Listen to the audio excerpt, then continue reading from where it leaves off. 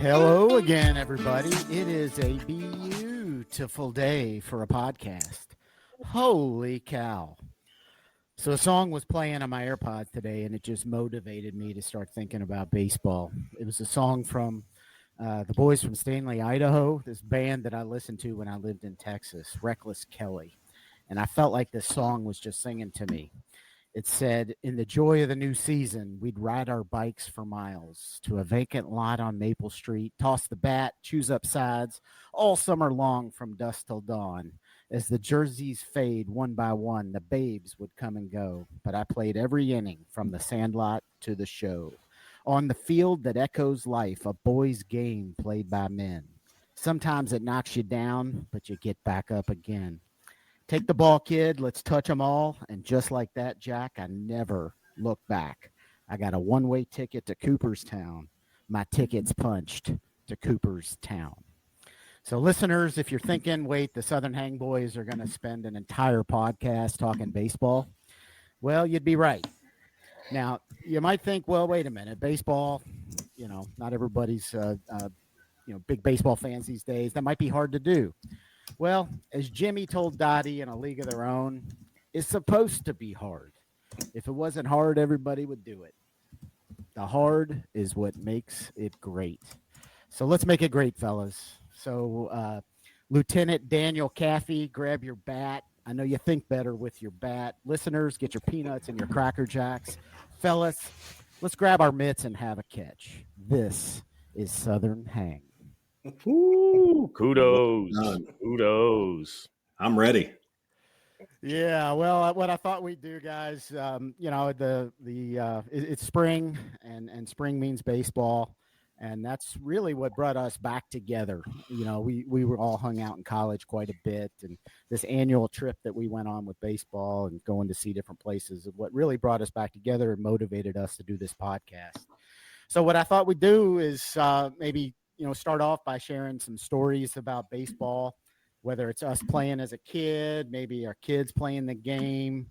Let's just talk family and baseball. We can do that for a little bit, and then we'll come back to the big leaguers. But I figured we'd start with maybe some stories about baseball. Cotton, you want to start us off? Well, a good friend of mine used to say, this is a very simple game. You throw the ball, you catch the ball, you hit the ball. Sometimes you win. Sometimes you lose. Sometimes it rains. Think about that for a while. But man, I'm pumped. Baseball's good, and I like your Reckless Kelly, man. I actually saw them lighting up today. They're playing the Shed Juke Joint, who I follow, and from Tennessee. It's a cool amphitheater, yeah. And I thought about you today. So Reckless Kelly's playing down there, and I thought about you, and you referenced them in an episode or so ago. So yeah, I think I saw them play Green Hall about 10 times when I lived there. Yeah, and just to know that I feel like there's kind of a renaissance of that kind of music, with Stapleton, yeah, and Isbell and Sturgill, and so it's good that they've stuck around and they're still making good music. Captain Cody, is that his name? Captain, am I saying it right? Cody Canada. Cody Canada is from Cross Canadian Ragweed. He's playing with Reckless Kelly at the Shed in Tennessee. Coming up in like a week or so. Those two bands played joint bills all the time back in the day, so that's cool. Yeah, that's a cool venue if you've ever been down there to it. It's right at the beginning of the Dragon's Tail. It goes from Tennessee to North Carolina. Got the most switchbacks. So yeah, it's a cool spot. Well, in typical Southern Hang fashion, instead of talking baseball, we dive right back into music. we slipped off. Sorry. Dragon Tail. Sorry. You lost Redmond and I at Dragon Tail. You have made one of our listeners very happy with some of the names of the bands you just threw out, by the way. Amazing. Dragon's Tail is a road. It's a road that goes from Tennessee to North Carolina, and it's the most switchbacks and all these motorcycle guys, people. I guess it don't have to be car riders. I don't know, people that want to go for nice cruise on the Dragon's Tail. So, yeah, well, what like my man Yogi Berra said, baseball is 90% mental, the other half is physical. So, I'll be quick. I'll throw out a quick baseball knowledge. I guess my earliest baseball is going with Grandma and Grandpa in Texas and Houston. We'd go to the Astros and we'd go to the old Astrodome. So that's my first memories of baseball and hanging out and watching the ball games. But back in the day, it was Jose Cruz with the Houston Astros. We'd go watch them play ball in the old Astrodome. So hell yeah, we go to the Astrodome, and then you go next door. If we made a big weekend of it, we go to Astro World, which was the amusement park. Yeah. So people yeah, think, that's my early Astrodome. People hear that and they thought like seventh wonder of the world, whatever. But it was actually, you come up to it was tiny because it was built down into the ground, so it didn't look near as big as it was. Also, fun fact: I attended. That's what she said. I'm glad you snuck that one in there. Sorry. No, I actually attended the last ever game in the Astrodome.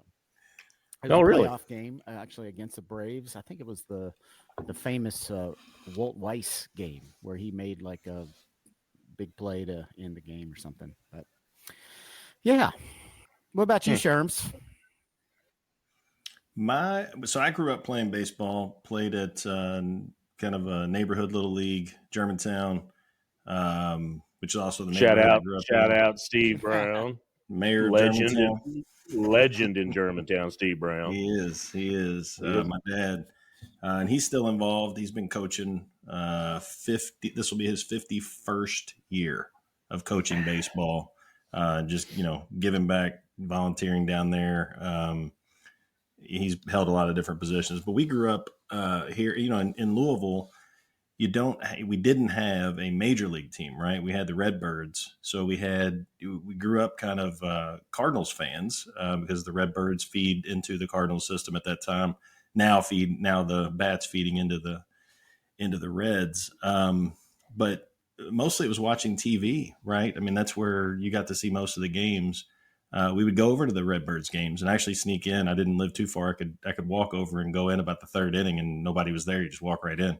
But the thing I think that hit me, I was around 12 years old, 1987. We went up to Chicago, took a family trip to Chicago, and this must have been August because it was before school started, but still really hot. I remember the summer, all of that, and we go up to watch the Cubs, and we get free tickets to go to a White Sox game.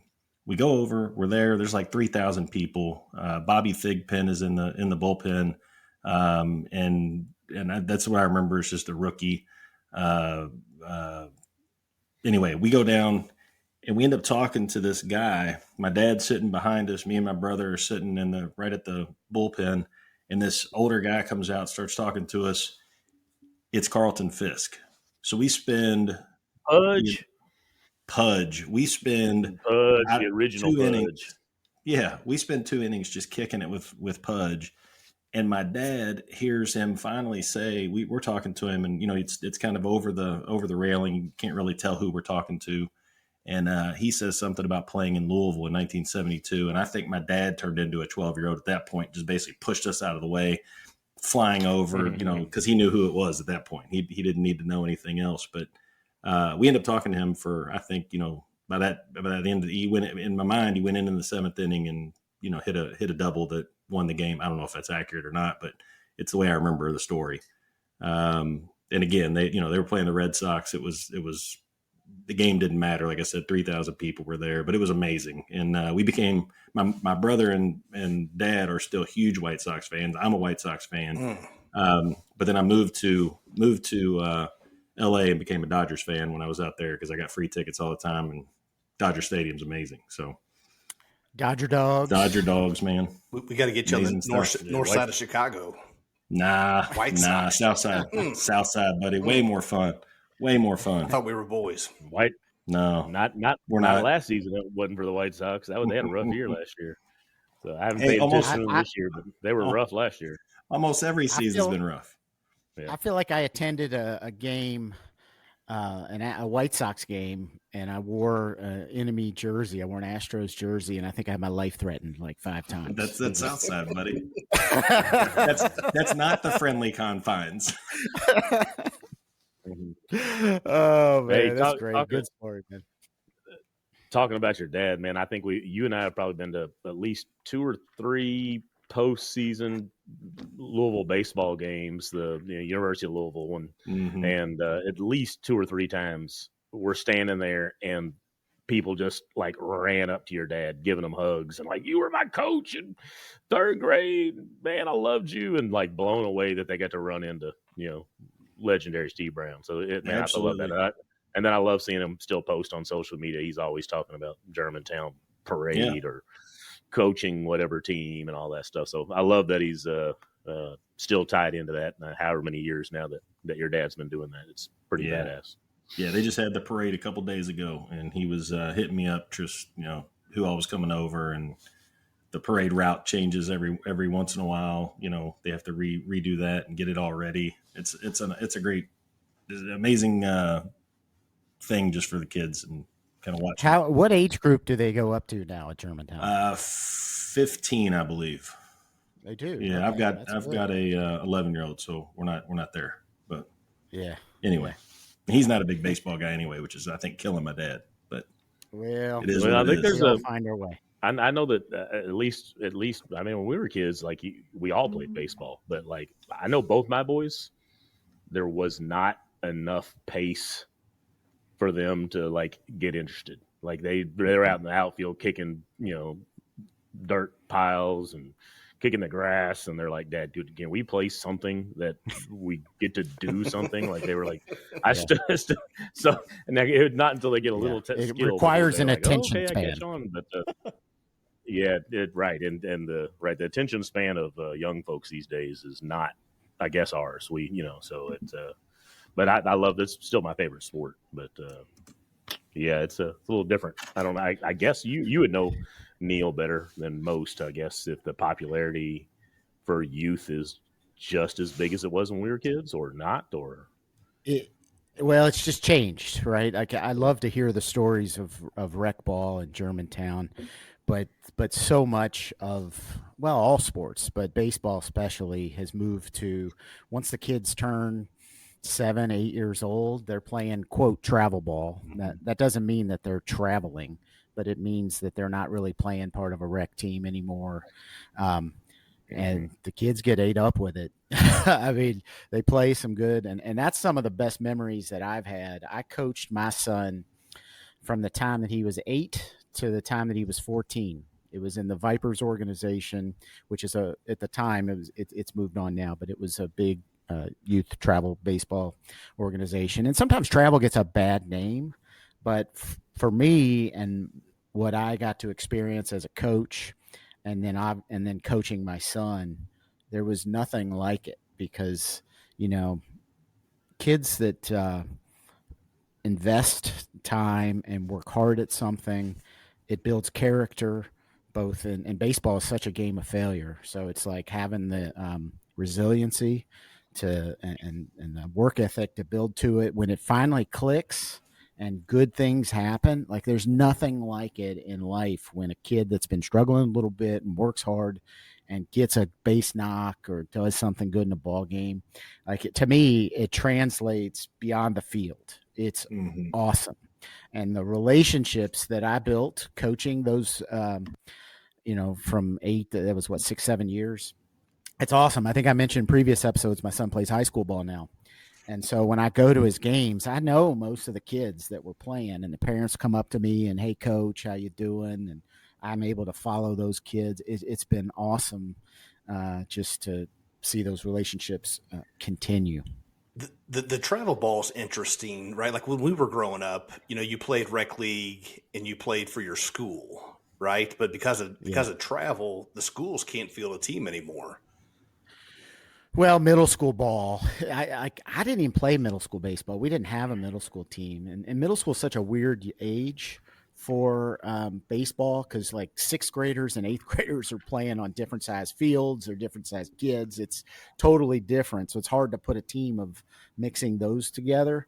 But once they get to high school, and for my son, he played high school as an eighth grader. So really, once they reach eighth grade, if they're playing school ball, you shut down the travel during baseball season and you just play for your school, and it's all school ball. You don't even practice with your travel team. It's just all school ball, all commitment there.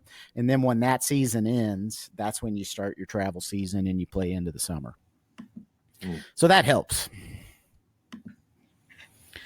There you go. So Red, what about you, buddy? Any good baseball stories with the fam? Well, for sure. So, but before we get going with that, so Sherman's dad, Louisville's a small town, right? Whenever you meet somebody, it's how do I know you? Where'd you go to school? That kind of thing. And not even playing that game, but it came across one of my neighbors here in the neighborhood actually played for Sherman's dad over at Germantown.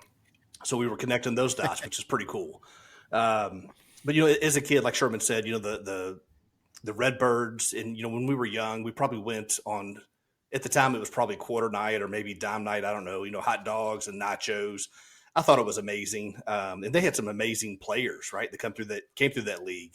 Vince Coleman, Andy Van Slyke, Willie McGee, like it was impressive. Yes. Yeah. But fast forward that concept to being an adult, when I lived in Nashville for about a year and a half, they had a quarter beer night. Or maybe it was dollar beer. It was something cheap, but it was entertaining. And they've got a great new stadium now, but at the time it was like something out of Brewster's Millions, right? Like there was a hot tub out in left field. I think a train track ran through the outfield. And, by about the sixth inning every time, there was almost some type of altercation between the fans and the opposing team. And I'm shocked that they still let that stuff go on with that kind of behavior. But at any rate, so but for me, Gunner's 12 now, but when he was 3, we wanted him to play baseball, right? He showed interest. He had it in his family and his blood. But what we found is that there was only one league for 3-year-olds. And at the very first game, I found out why. White Sox. It was a soup sandwich. Like say, trying to keep them interested, right? Kids are in the outfield and all the dads are out there with the kids. And we've got a picture somewhere, Gunner's sweating. He's like sitting on my lap almost out in the outfield. But there was this one time he was at batting and he found a clover. I don't even think it was a 4-leaf clover. I think it was just a 3-leaf clover. And he picks it up, and my buddy here from work in the neighborhood was actually coaching the other team. And he's like, "Here, Gunner, I'll hold that." And so Gunner bats, and it had a great hit, but like the tee went flying everywhere. And, at that age, it's just chaos, right? It's not even controlled chaos. Kids are running the bases, and he ran all the way around and came back home. And as soon as he touched home plate, he was like, "Where's my clover?"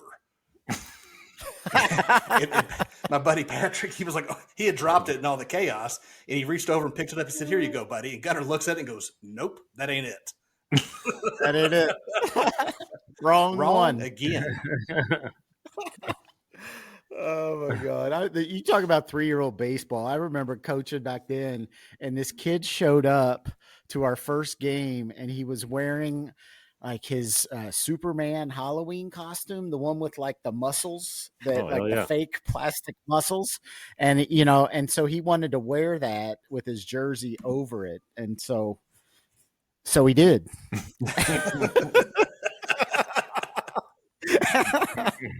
Oh man. I tell you what, I was talking about travel ball a little bit ago, and I figured I'd share this story.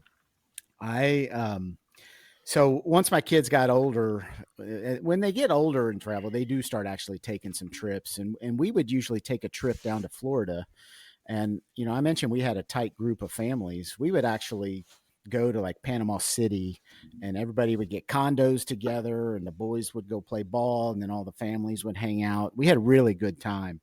And so we were heading down. I think the boys were 13, and it was a tough field. Like you get down there and you start playing in Florida, you play teams from all over Texas, California. Of course, Florida's got good baseball too. And we were playing in this tournament. It was double elimination, and we lost early. in the tournament, so we had a loss, and we kind of battled our way back through the losers bracket, which means we played a ton of baseball, but we earned our way into the finals. But that meant that we had to win twice, and we were playing this powerhouse team from Florida. And before we left, I installed this play and we called it Panama because we were going to Panama City. And the play was basically just stealing home. And so I was always coaching third, and we practiced this now. And basically it would be if the pitcher kind of went into the windup and we had some time and I had a fast kid on third, I'm like, we need to steal a run. Boom, let's just steal home, which is not really something we had done in the year, but I installed it for this tournament, just thinking just maybe. Well, here we go. We're in the finals, and it's the bottom of the 7th inning. So it's the last inning, and it's tied 1-1. It was a pitcher's duel. A kid is pitching a gem for us. And there's a kid on third base that he's our fastest kid. And I looked him in the eye and I said, "Are you ready for Panama?" And this kid's eyes just lit up. He was so pumped. And now the problem with this is that the batter, I got to give the batter the take sign because, you don't want a kid swinging into a kid stealing home. And the kid that I got at the plate, he let's just say he wasn't the smartest kid on our team, and if somebody was going to miss a sign, it was probably him. But I said, we're doing it, and my kid on third was too fired up for it. I gave my boy the take sign.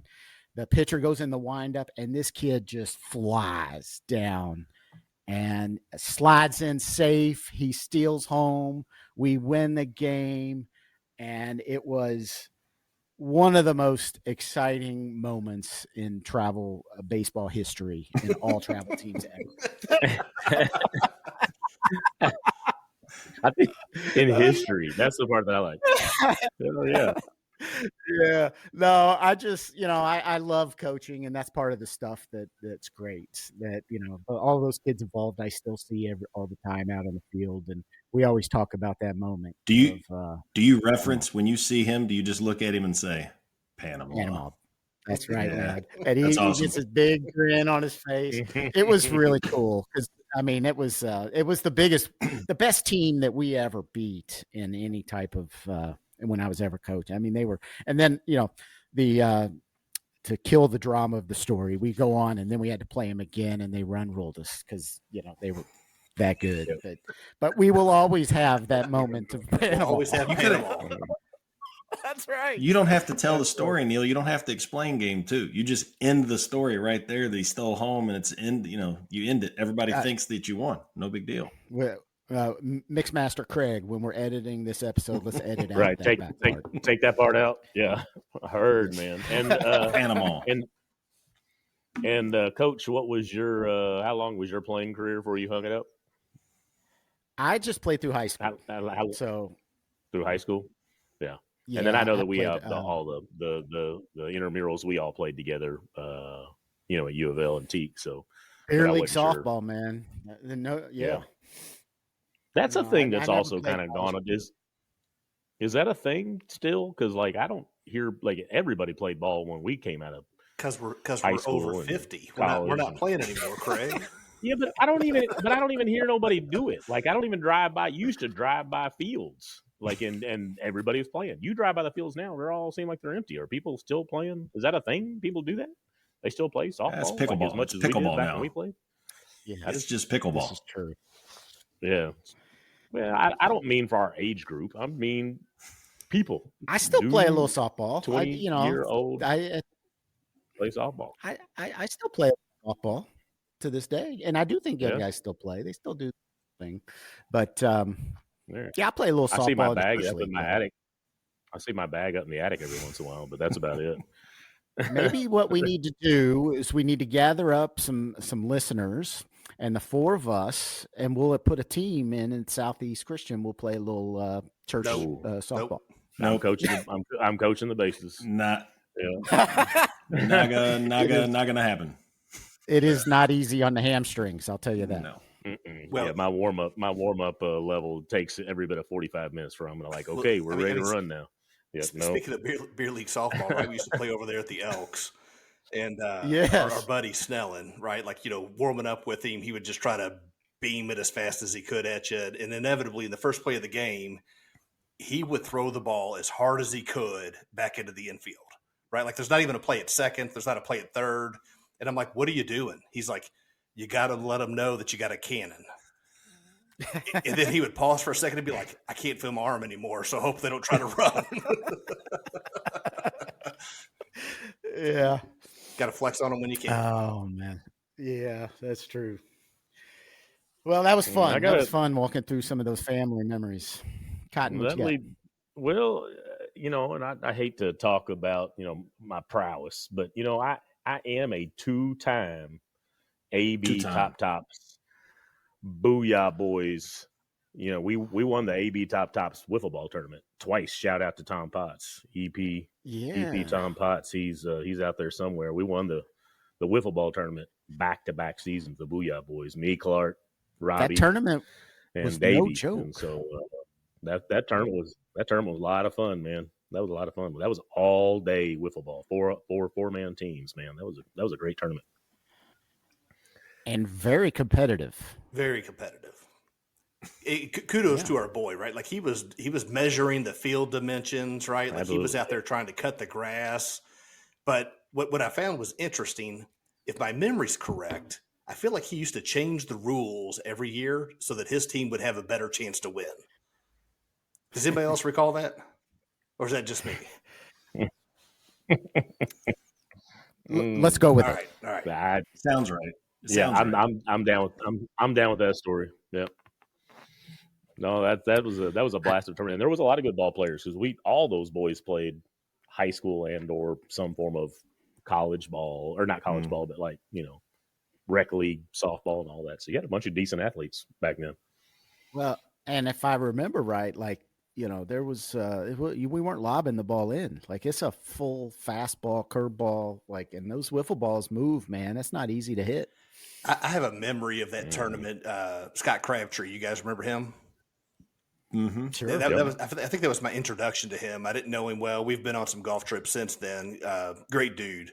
But I was checking him out. I was like he's kind of a big guy. Like, he's not that athletic. Why is he playing out there?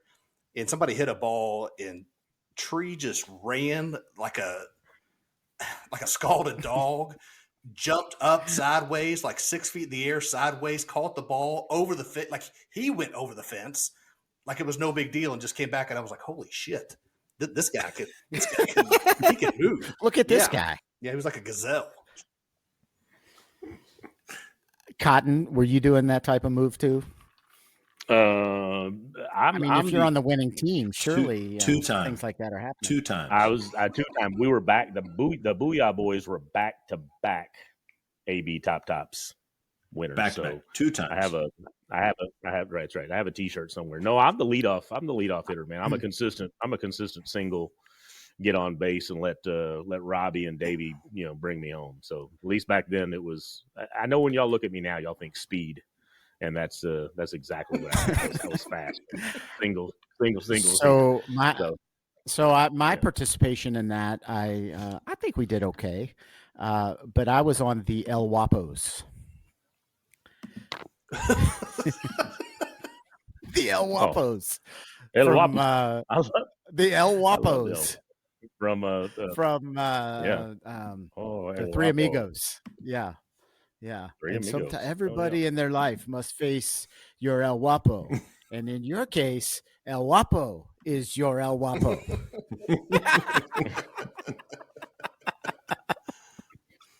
Oh, yeah. Anyway, good times. Well, we were saying we might talk about some other just like Major League Baseball stories. Any other memories you guys have? Who wants to go next? I've got a just, and it's not Major League Baseball. This is at Jim Patterson where the Louisville Cards play. Yeah, and the kids are little. My boys are like 8 and 4, maybe, that kind of range, 7 and 4 or something. Anyways, the outfield there has that playground. with a big fence, so the kids can play in the playground. You can watch a ball game. Kids are having fun, but you can, they didn't care. They were young enough that they were like, hey, we're excited to go to the ball game, but really we just know this is the place that has the playground.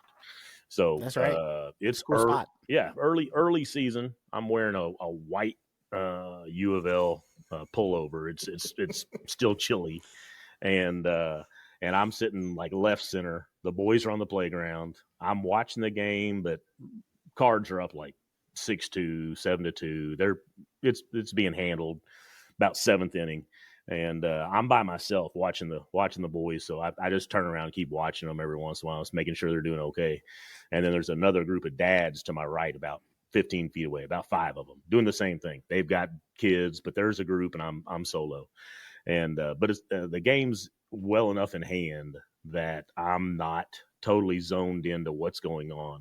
And then all of a sudden it's crack, and I mean it's a solid shot, and I look up. And the ball's coming right at me, and I'm like, so I stare at it for a little bit. And I'm like, no, ball's coming right at me. I'm like, I got to make a move. Like I've got to do something here. And so I stand up, and it's ultra awkward. Like I stand up, and I'm like, I mean, this thing, I didn't even have to make a move for this thing to hit me. And so it hits my left side, and it grazes off my belly. Skips off my belly, goes down behind me.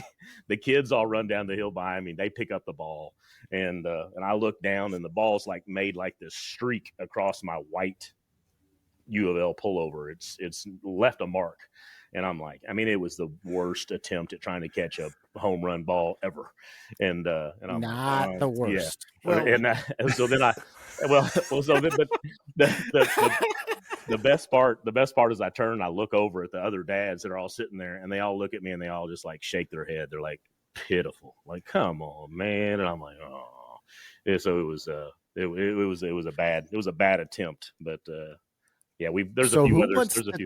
So yeah, there's Craig, a few others. Who wants to tell the story of the worst attempt? No, go ahead. I want to hear it. Y'all Red or Sherms? Red, you take it. Well, you take it. I'm not sure which one you're talking about. Are you talking about Cincinnati? Or are you talking about Indianapolis? When Craig saved our lives. Mine was a heroic attempt. Mine was a heroic stop from hurting people. The other one was not. Yeah, at least that's how the story's always been told. Well, maybe out there on the south end. Out here on this end of town, we've got a little bit of a different version. I think we do. And I think we need to talk about the trip to Cincinnati. Who wants to tell the Todd Patterson walk story? us through it, Sherman. I don't think I can tell that. I don't think I can do it justice. You take it. Well, I really don't. I don't know if I remember all the details. What, that's where I'm at. Yeah, that's where I'm at. So we're on third base side, right? Sounds great. Yes. We're there. Yes, and we're up a little. And bit. I think That's our right. college buddy, right, good friend Todd Patterson's there. I think he was in Cincinnati on work, and we just connected. Does that sound about right? It's all facts so far. So far, so good. The inning doesn't matter. That's irrelevant. But there's a foul ball that comes directly to us. And when I say us, I think it's Todd. I think it came direct to Todd. It's Todd. And I don't know if he had on a white U of L or a white Cincinnati Reds pullover. I don't know if it left streaks. I don't think it left streaks. It may have left an imprint, but the ball was his for the taking. And it wasn't like sometimes the foul ball is like a bullet, right? Like it comes off the bat at the angle, and it's all you can do either to get out of the way or in Craig's case, save our lives like he did that day in Indianapolis. Mm-hmm. That's right. You're an angel, Craig. Thank you for that. But that's the way it happened. But this was like a little bit of a flare foul ball, right? Like it was a pop out. Yeah. But not crazy high, right? It's not like it went, top of the stadium and the wind's taking it or anything else. Like it was a floater. It was a floater. Safe to say, one of the most catchable foul balls you're going to have when attending a baseball game. And at the end of the day, he did not catch it. I don't know the name of the guy that did catch it, but I think we still got a picture somewhere of that guy hold up the ball. He's legendary. Hold up the ball for us. I think we still talk about him when we go on our annual trip.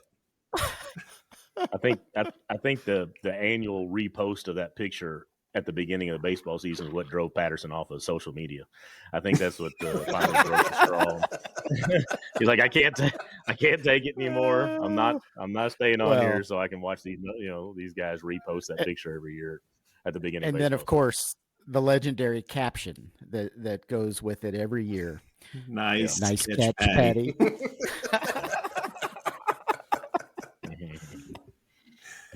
Hey, with this project we had this week, did anybody go through and write down all the stadiums they've been to? Did you go through and figure out how many? I didn't see that on the homework board. Well, I did. Okay, I did. I wrote that. At least the ones I could think of. All right. I think we established you have not been to the Pacific Northeast. Yeah, no. Well, I have. Where about? I've been to San Diego. That's as far as I've been out that far. That's the farthest. That's the farthest stadium I've been to, but it's not in the Northwest. So the Pacific Northeast. The Pacific Northeast. San Diego is not in the Pacific Northeast. For our listeners, they're going to have an expansion franchise. I was just trying to think West Coast, but yeah, I have seen Seattle play, but it was in Cincinnati. Well, and then we saw them play last year in Detroit, didn't we? We did. Yeah. That was who they played. That's right. Detroit's an awesome baseball. That was a really good. That was a great stadium. Baseball experience. Like great stadium, cool area around the downtown area. That's right. We went out and had a cocktail or two afterwards. It was fun. Grateful Dead night. For some, yeah, it was. For three of us. Yeah. For some of y'all, it was.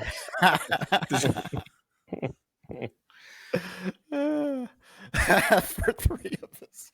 That's right. Oh, any other stories you guys want to hit on? Of youth or as an adult, or what are we doing? Is Craig, are you going to? I don't know. What are we doing? We could. I got a list, but I'm down with knucklehead quotes and stories too, though. But as far as my list here, I'll make it fast. Reds, old and new. Astros, old and new. Rangers, the last one, not the newest one. I went to the fourth to last Yankees game in the old stadium. Wrigley, San Diego, Coors Field, Tampa Bay, which hopefully someday soon I'll be able to say the new and the old because they're building the new stadium. Well, 2 years ago, I got to do both PA stadiums in 1 year. So I did Philly and Pittsburgh. Both those are great. Pittsburgh's a badass stadium. That's a great stadium. Well, we talked about maybe trying to go for our trip there. So hang out with Colt. Yeah, see our homie. Yeah. Detroit, Cleveland, and St. Louis. And then I tried to do minor league too. I did Nashville, Columbus, Ohio, Louisville, Old and New, Indy, and then last year we went to the Lehigh Valley Iron Pigs. That's a great little minor league stadium. That's a good name. Iron Pigs. That's a good name for a band. Hell yeah, yeah. Should I talk about a few songs from the Iron Pigs? It's an Ozzy Osbourne cover band. Mm-hmm.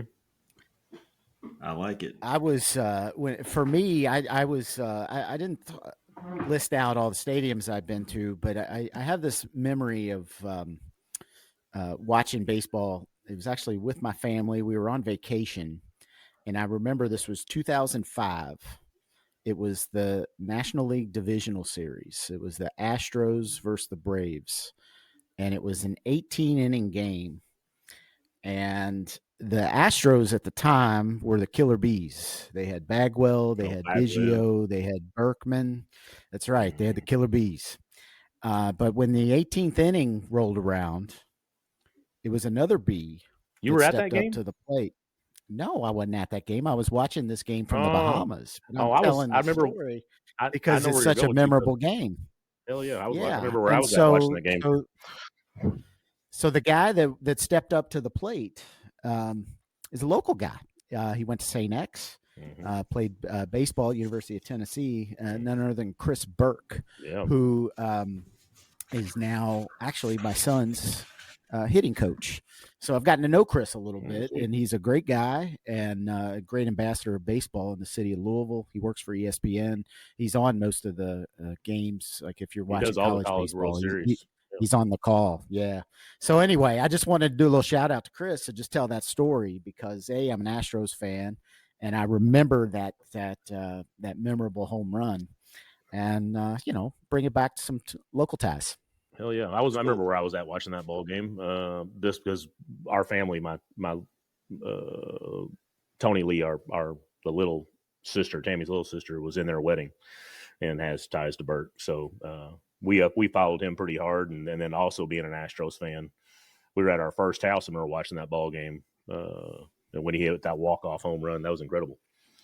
I got a few things signed by Chris. Yeah, it was. Yeah, good dude.